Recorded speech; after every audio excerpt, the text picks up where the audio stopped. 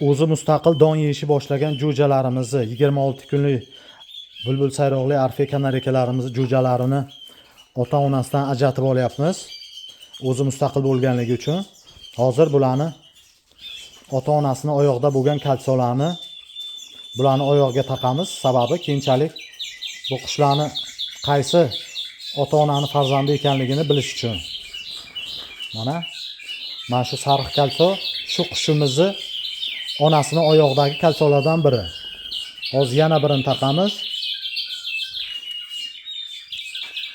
Bu ham shu jo'jani onasini oyog'idagi kalsolardan biri. Maxsus moslamasi bor. Mana bu kalsoning o'rtasini ochadi va qushni oyog'iga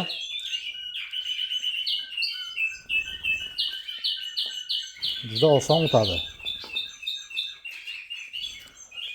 Mana qushimizni oyog'iga onasini oyog'idagi kalsolardan taqdik, o'ng oyog'iga. Sababi bu hozirgi jo'jamiz onasini eng birinchi chiqqan partiyalardan biri.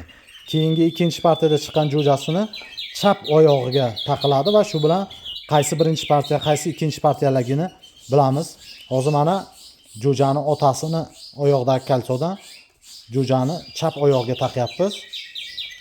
Jo'jani otasini oyog'ida mana shu chap oyog'idagi yashil kalso bo'lganligi uchun